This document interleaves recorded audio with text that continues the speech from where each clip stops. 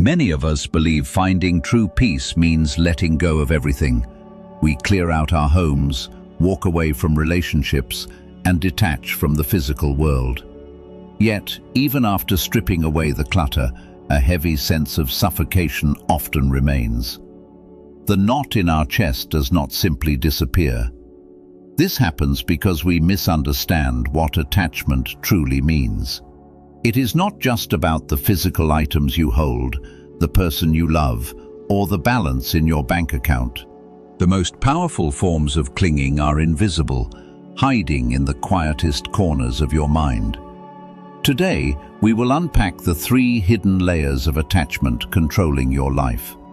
You will discover the real key to freedom and learn how to find profound peace without ever running away from the world.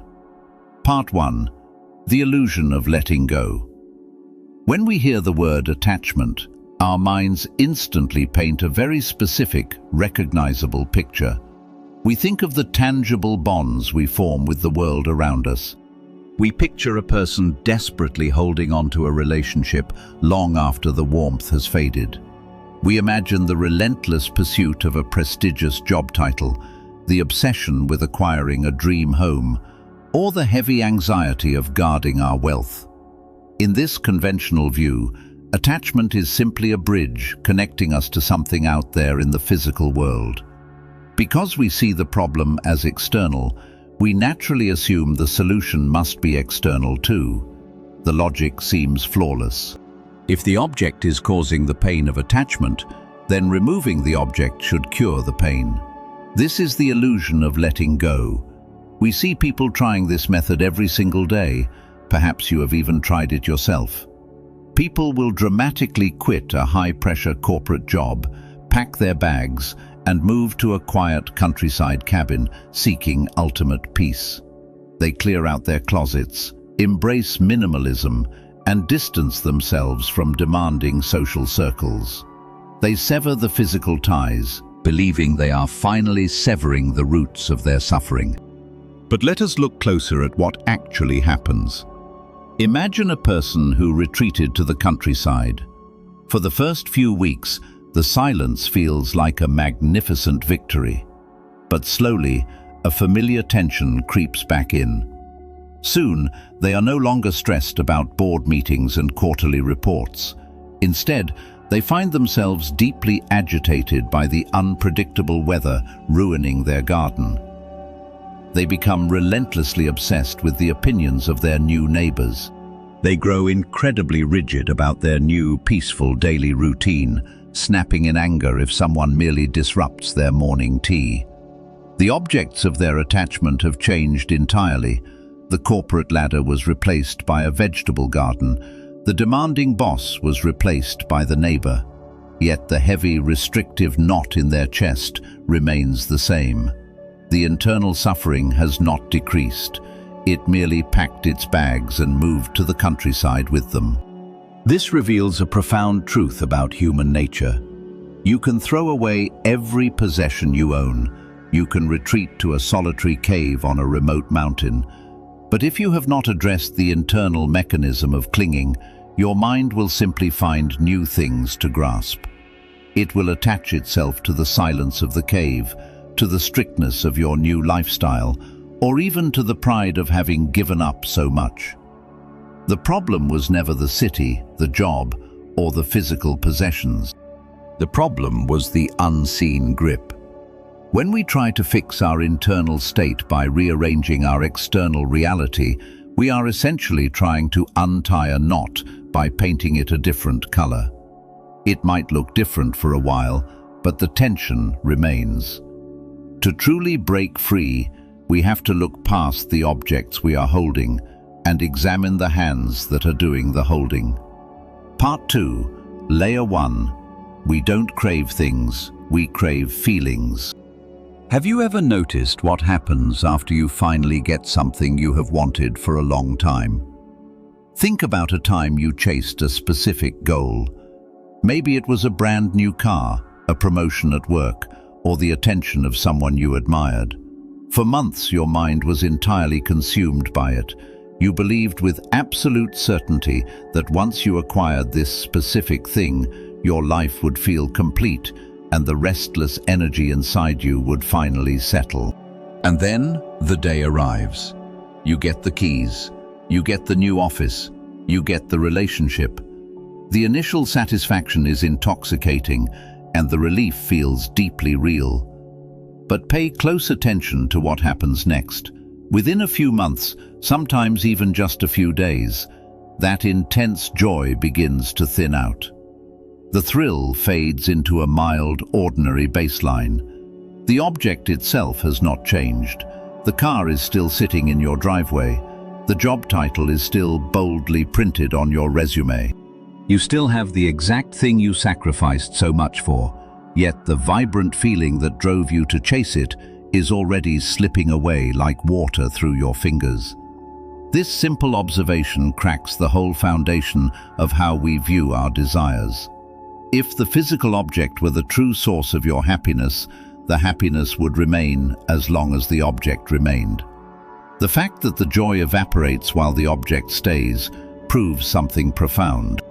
The source of the craving was never the object at all.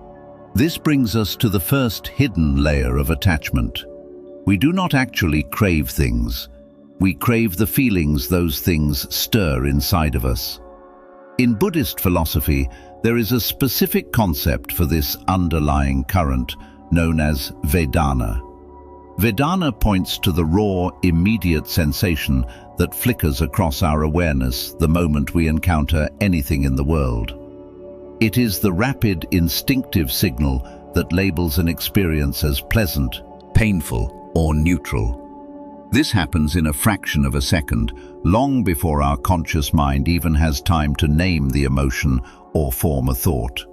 When you wanted that new car, you were not truly craving metal, glass, and leather. You were craving the feeling of success.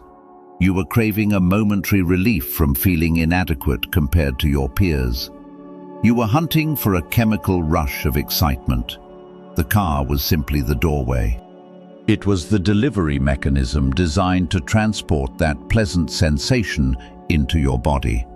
Once you begin to view life through this lens, you start to notice this mechanism operating everywhere, especially in the areas of life that have absolutely nothing to do with physical possessions. Consider how fiercely we cling to our personal opinions. Have you ever found yourself in a heated argument over a completely trivial topic? Your heart races, your voice gets louder, and you refuse to back down, fighting as if your life depends on it. If you look honestly at that exact moment, what are you actually defending? Most of the time, all that energy has nothing to do with the objective truth of the situation. You are defending the pleasant, powerful feeling of being right. You are desperately protecting yourself from the sharp, stinging discomfort of being proven wrong. You are clinging to the temporary feeling of superiority and certainty. The same pattern applies to our ego and our sense of identity. When someone misunderstands you or criticizes your work, the deep anger that flares up is not just about correcting a factual error. It is a frantic grasp for the feeling of being seen, of mattering, of having undeniable value in the eyes of another person. This is exactly why walking away from the material world is so incredibly difficult and often ineffective. When we try to free ourselves by merely changing our external circumstances, we are working on the wrong layer. We leave the job, dump the partner, or throw away the television. But the mind simply takes the old, unresolved craving and quietly attaches it to a brand new object. The mind hunts for the same feeling in a different disguise. The knot remains tightly bound. Part 3, Layer 2, the unconscious automation. There is a deeply frustrating experience that almost everyone on a path of personal growth encounters. You read the psychology books, you study the spiritual teachings. You understand on a purely intellectual level that clinging to things leads to suffering. You make a firm, conscious vow to let things go, to stop controlling outcomes, and to live with an open hand. But then, an ordinary Tuesday happens. Someone makes a passive-aggressive comment that undermines your work. Your partner acts slightly distant. A vacation plan you were incredibly excited about suddenly falls apart. Instantly, your chest tightens. The familiar surge of anger, anxiety, or desperation floods your entire nervous system. In the heat of the moment, all your hard-earned wisdom vanishes. You find yourself reacting exactly as you always have. Why does our logic fail us when we need it most? It fails because our conscious, rational thinking exists on an entirely different floor of the mind than our attachments do. By the time your logical brain assesses the situation and tries to remind you to be peaceful, the emotional fire is already burning. The reaction moves faster than the speed of conscious thought. This brings us to the second hidden layer of attachment. The early Buddhist texts describe a concept called anusaya, which translates to the underlying tendencies of the mind. These are the deep, invisible grooves worn into your consciousness. They are the automated survival programs running silently in the background, dictating your responses before you even realize a response is required. To understand the sheer power of these tendencies, we can look at modern neuroscience and the formation of neural pathways. Imagine your mind as a vast, untouched mountain slope covered in dirt. If you pour a small bucket of water at the top, it will trickle down randomly, finding its own way. But if you pour water down the same path every single day for 10 years, it carves a deep, permanent trench into the rock. The next time a heavy storm hits, the rainwater does not pause to carefully decide which way to go. It instantly and violently rushes down the deepest groove. Your emotional reactions work the same way. Every single time you lean into a pleasant feeling and desperately want it to stay, you dig the trench of craving a tiny bit deeper. Every time you instantly push away an uncomfortable feeling with anger or distraction, you deepen the trench of aversion. These are not massive, dramatic, life-altering decisions. They are tiny, invisible micro-moments. It happens when you compulsively check your phone for a hit of validation. It happens when you snap at a slow driver out of impatience. It happens when you reach for a snack the second you feel bored or lonely. A brief, fleeting feeling is met with the same reaction 10,000 times, and it eventually hardens into an ironclad habit. When a challenging situation arrives today, your mind does not thoughtfully evaluate your options. It simply defaults to the path of least resistance. The emotional energy rushes down the deepest neural trench. You did not consciously choose to build that reaction in this specific moment. You arrived at the moment already carrying the heavy, invisible momentum of your past. Recognizing this automated layer offers a profound sense of relief. When you feel that intense, undeniable urge to cling to an outcome, to obsess over a person, or to fiercely defend your ego, you must immediately stop blaming yourself. Stop calling yourself weak, unspiritual, or undisciplined. You are not failing. You are simply witnessing the momentum of thousands of past choices playing out in real time. It is not a moral flaw. It is just the mechanical nature of the mind doing exactly what it has been trained to do. Part 4, Layer 3, the ultimate resistance. Have you ever experienced a seemingly minor loss that completely devastated you? Perhaps you lost an inexpensive watch you wore every day, or a casual weekend plan with a friend was suddenly cancelled. Objectively, the loss was insignificant. It did not threaten your survival or alter the course of your life. Yet, the grief, the irritation, or the profound sense of emptiness that washed over you felt entirely disproportionate to the event itself. We tend to blame our intense emotional reactions on how much we supposedly loved the object or the person. But when a small loss breaks us open so deeply, it is revealing something much darker and more fundamental hiding beneath the surface. It is pulling back the curtain on the deepest, most hidden layer of our suffering. This brings us to the third layer of attachment. At its absolute core, attachment is not really about the specific person, the specific outcome, or the specific opinion you are desperately trying to hold on to.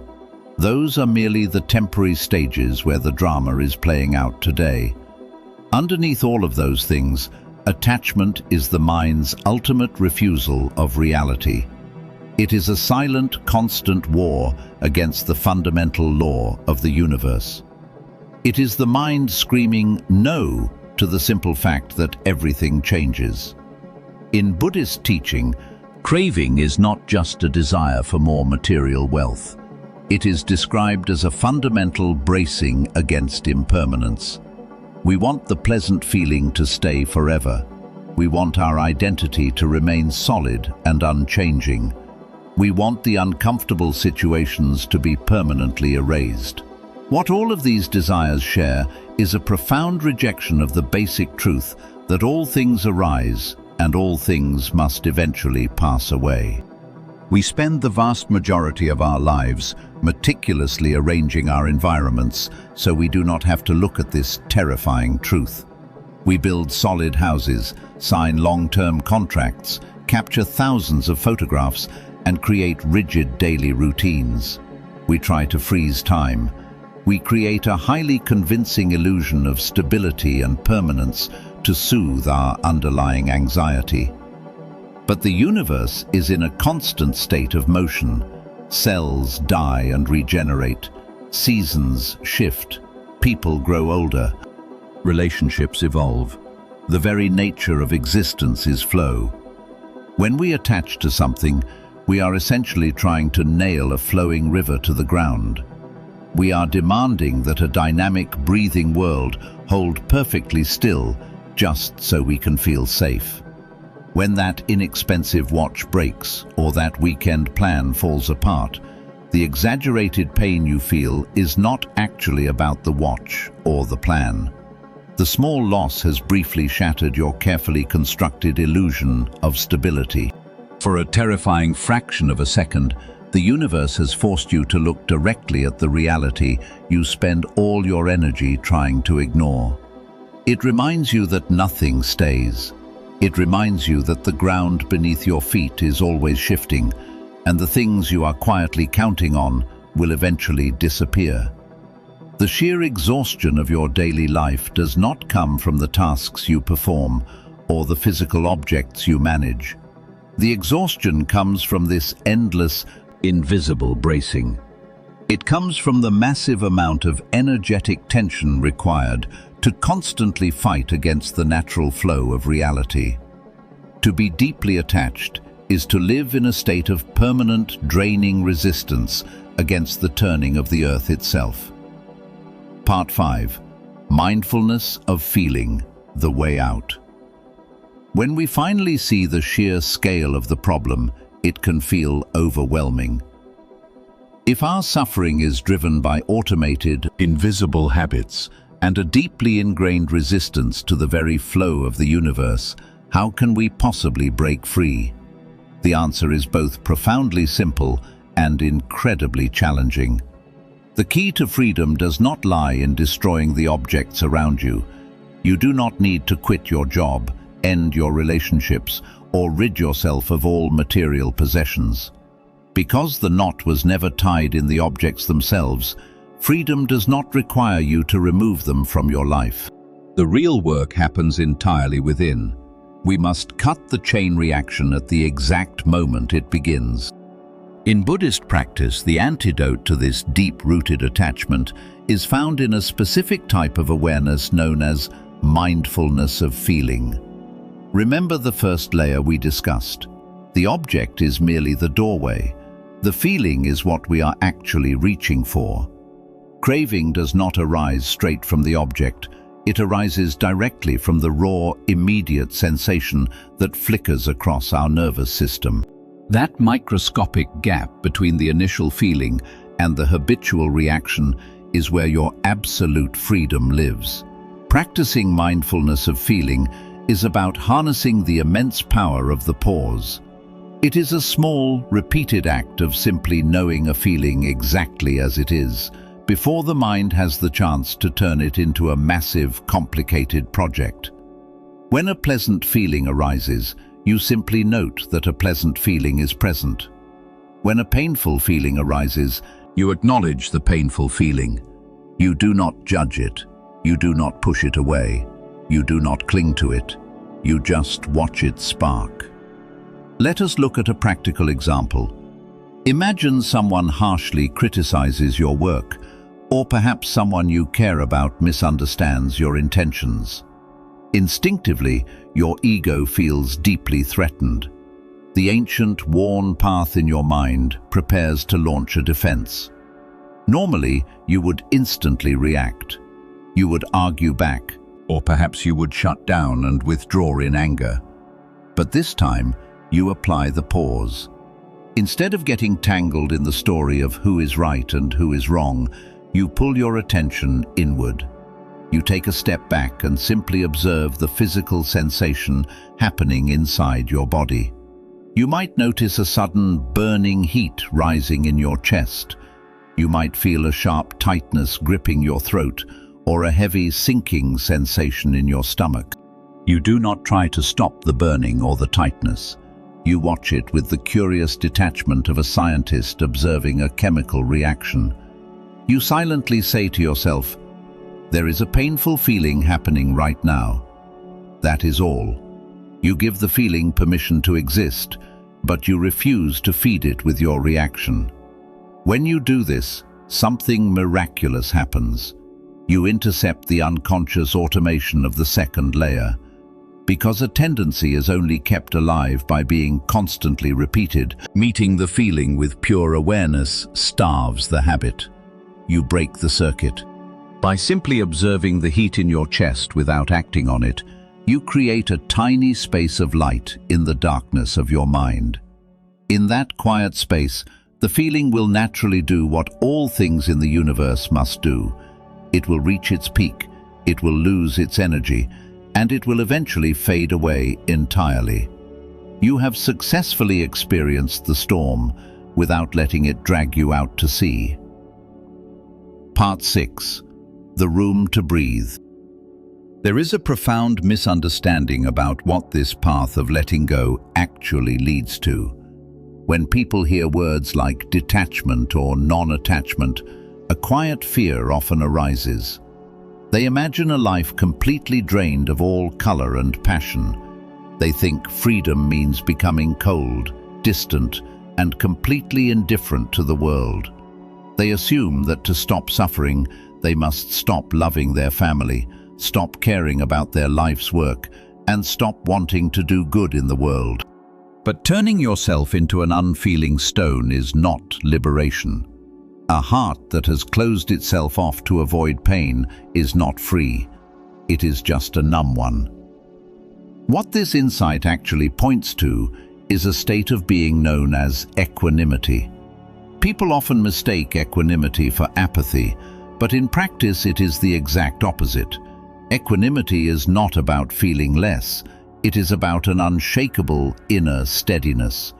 It is the ability to stand firmly in the center of your life, fully experiencing everything the world has to offer, without being violently thrown around by it. When you stop using all your vital mental energy to fight against the law of impermanence, an incredible amount of space opens up inside of you. You can still love your partner with fierce, unwavering devotion. You can still pour your absolute soul into your creative projects. You can still deeply savor a magnificent sunrise, or laugh until your sides hurt with your closest friends. The difference is that the desperate, exhausting grip is gone. You love the person, but you do not demand that they never change or that they live forever. You build a career, But your entire sense of self-worth does not collapse if the project fails. You enjoy the pleasant feelings when they arrive, but you do not panic when they inevitably fade away. You recognize the beauty of the moment precisely because you know it will not last. Imagine holding a handful of dry sand. If you panic and try to hold onto it by clenching your fist tightly, the sand will violently squeeze through your fingers and your hand will ache deeply from the tension. But if you simply relax your hand and leave your palm wide open, the sand rests peacefully. Nothing is forced, nothing is strained. When your hand is open, you are not just holding the sand. You have opened yourself up to hold the entire sky. This is what it means to finally have room to breathe. When you stop gripping the elements of your life so tightly, you do not end up with emptiness. You end up with the vastness to hold everything exactly as it is. You stop demanding that the universe shrink down to fit your rigid, fear-based expectations. You still feel every single joy and every single sorrow that life brings to your doorstep. You have simply set down the exhausting, invisible fight against the reality that it all comes, and then it all goes. We have traveled far on this journey today. We started by looking at the physical objects, the demanding careers, and the complex relationships we mistakenly thought were the true sources of our attachment. We journeyed much deeper, uncovering the hidden craving for fleeting feelings, the silent automation of our oldest mental habits, and finally, the mind's ultimate, exhausting resistance against the natural flow of time and change. If you find yourself caught in the heavy grip of attachment today, please be incredibly gentle with yourself. Do not judge the tightness in your chest.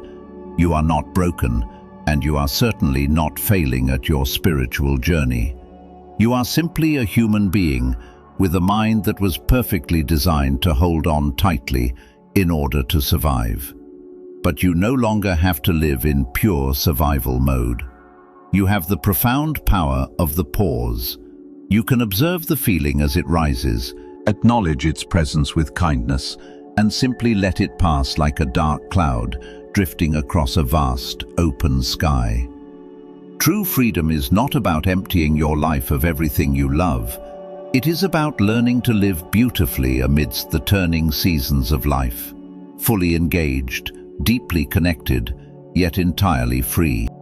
I would love to hear from you. Have you ever experienced a moment where you suddenly realized you were not actually clinging to a physical object or a person, but rather desperately holding on to a specific feeling? Share your personal story in the comments below.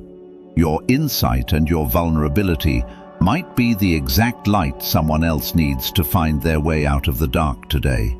If this message brought you a sense of clarity, relief, or a quiet room to breathe, please consider subscribing to Buddha Coha. We are walking this beautiful path of awakening together, supporting one another, one mindful breath at a time.